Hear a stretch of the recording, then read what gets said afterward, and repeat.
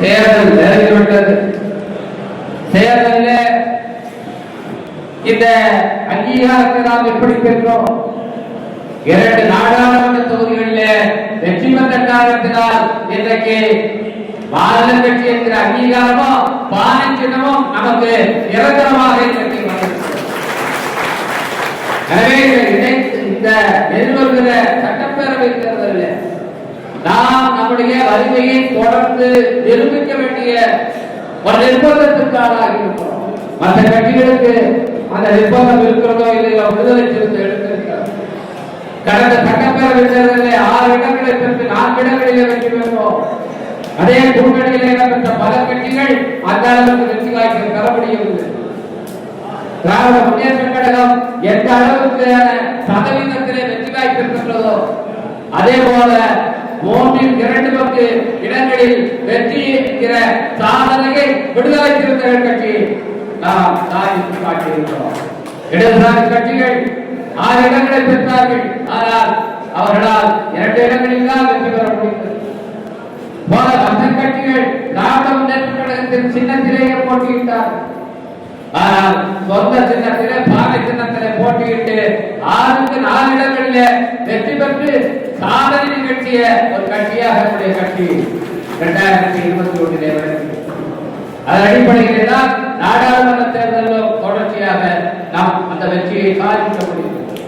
எனவே இன்றைக்கு 2026ஆம் ஆண்டில் இந்த அணியில தலைவர்கள் எந்த எண்ணிக்கையில் இடங்களை பெற்றாலும் அந்த இடங்களை வெற்றியாக மாற்ற வேண்டியது நம்மை போன்ற தொண்டர்களுடைய பொறுப்பாளர்களுடைய கடமை.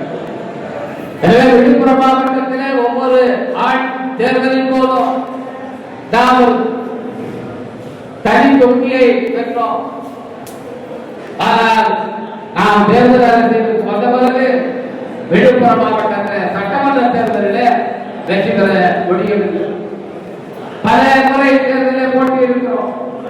கண்டவங்கத்தில், முகையூரில், மாவூரில் இப்படி பல முறை இந்த மாவட்டத்தில் போட்டியிட்டும் கூட ஒரு முறை கூட நம்மால் வெற்றி பெற முடியும். ஆனால் அந்த ஒரு கரையை துடைப்பதற்கு இந்த தேர்தலிலே நாம் உறுதியேற்றுக் கொள்ள வேண்டும். விழுப்புரம் மாவட்டத்தில் நமக்கு ஒதுக்கப்படுகிற, நமது கட்சிக்கு ஒதுக்கப்படுகிற தொகுதியில யாரை நம்முடைய தலைவர் வேட்பாளராக நிறுத்தினாலும் அவருக்கு மகத்தான வெற்றியை ஈட்டித்தர நாம் எல்லாம் உறுதியேற்றுக் கொள்ள வேண்டும். இது கட்சியை வலுப்படுத்துவதற்கு நமக்கு கிடைத்திருக்கிற வாய்ப்பு. எத்தனை இடங்கள் கிடைத்தாலும் அதை எம்எல்ஏக்களாக மாற்றுவது. 10 இடத்திலே நின்றோம், 4 இடத்தை வெற்றி பெற்றோம் என்று இருக்கக்கூடாது. எத்தனை இடம் ஒதுக்கப்பட்டாலும் 100% அந்த தொகுதிகளை எல்லாம் நாம் வெற்றியாக மாற்ற வேண்டும் என்று நாம் உழைக்க வேண்டும். கடந்த தேர்தலில் 2 பொது தொகுதிகளில் விடுதலை சிறுத்தைகள் கட்சி வேட்பாளர்கள் நிறுத்தியது. திருப்பூருடைய தோழர் பாலாஜி, நாகப்பட்டினத்தில் ஆளூர் சாரவா 2 தொகுதிகளிலும் வெற்றி பெற்று பொது தொகுதிகளில் 100% வெற்றி பெற முடியும் என்ற சாதனையை நிகழ்த்திய கட்சி விடுதலை சிறுத்தைகள். பலவே சொல்லலாம், நீங்க பொது தொகுதியில இடம் வாங்கியிருக்கீங்களா, இப்படி பேசுறீங்களா? அவர்களுக்கு நம்முடைய தேர்தல் வரலாறு தெரியாது. விடுதலை சிறுத்தைகள் கட்சி தேர்தலில் போட்டியிட ஆரம்பித்த காலத்திலிருந்து ஒவ்வொரு சட்டமன்ற தேர்தலிலும் பொது தொகுதிகளில் போட்டியிட்டு இருக்கிறோம். எனவே இந்த தேர்தலிலும் பொது தொகுதியிலே போட்டியிட்டு 100% வெற்றியை நாம் ஈட்டியிருக்கிறோம். வேற எந்த கட்சியோ பொது தொகுதியில 100% வெற்றியை சாதிப்பது என்ற பெருமை விடுதலை சிறுத்தைகள் தவிர வேற எந்த கட்சிக்கும் கிடையாது.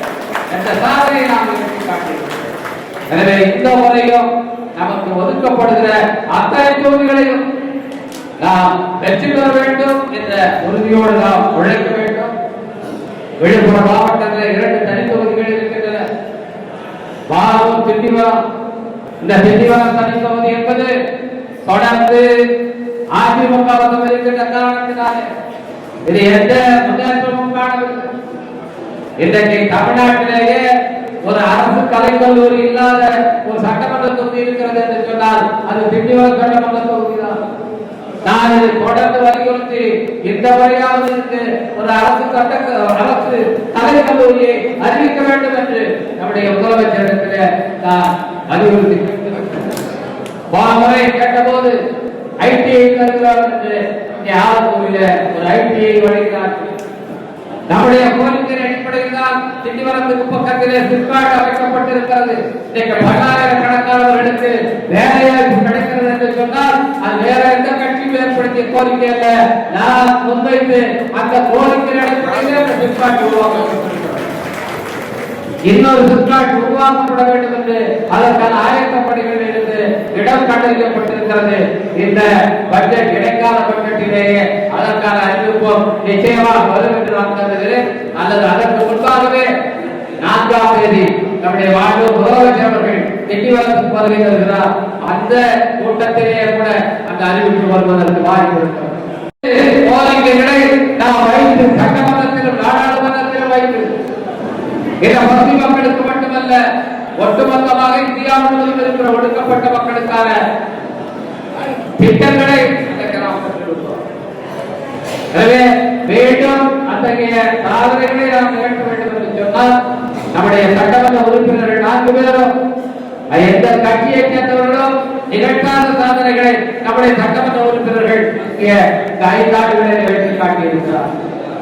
அந்த சாதனைகள் தொடர வேண்டும் என்று சொன்னால் விடுதலை சிறுத்தைகள் கட்சி இன்னும் அதிகமாக சட்டமன்ற உறுப்பினர்கள் பெற வேண்டும்.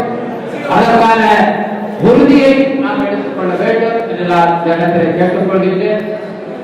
நம்முடைய மாண்பு முதலமைச்சர் அவர்கள் இங்கே வருகிறார் இருக்கின்றார்.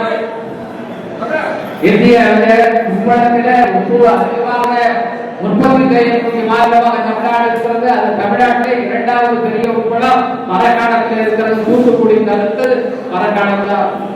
அது மரக்காணத்திலே அந்த உப்பு தொழிலை மீண்டும் புத்துயிர் பெற செய்து அதில் இருக்கிற தொழிலாளர்களுக்கு வருவாய் கொடுக்க வேண்டும் என்று நான் தொடர்ந்து வலியுறுத்தி கொண்டிருக்கிறேன். அதற்கும் ஒரு விழிப்பு காலம் தெரிவித்துக் கொண்டிருக்கிறது. அது மட்டுமல்ல, இன்றைக்கு நாம் ஒரு கோரிக்கையை வைத்திருக்கிறோம். பல மாவட்டங்கள் பிரிக்கப்பட்டு புதிய மாவட்டங்கள் அறிவிக்கப்பட்டிருக்கிறது. அதுபோல திண்டிவனத்தை தலைநகராக கொண்டு புதிய மாவட்டத்தை அறிவிக்க வேண்டும் என்று தமிழ்நாடு அரசுக்கு நாம் வேண்டுகோள். இந்த மாவட்ட சிறப்பு செயற்குழுவில் செயல்பெறும் கூட்டமாக இருந்தாலும் இதில் நிறைவேற்றப்பட்ட தீர்மானம் என்று சொல்லி திண்டிவனத்தை தலைமையிடமாக கொண்டு ஒரு மாவட்டம் வருவாய் மாவட்டம் அறிவிக்கப்பட வேண்டும் என்ற கோரிக்கையும் திண்டிவனத்திலே அரசு கலை அறிவியல் கல்லூரி அமைக்கப்பட வேண்டும் என்ற கோரிக்கையும் திண்டிவனத்திலே இன்னும் ஒரு சிப்காட் அமைக்கப்பட வேண்டும் என்ற கோரிக்கையும் இன்றைக்கு தீர்மானமாக நிறைவேற்றி நீங்கள் தமிழ்நாடு அரசுக்கு அனுப்ப வேண்டும் என்று கேட்டு உங்களை எல்லாம் நீண்ட நேரம் பசியிலே உட்கார வைக்க நான் விரும்பவில்லை. அதனால் இத்துடன் என்னுடைய உரையை நிறைவு செய்கிறேன். நன்றி, வணக்கம்.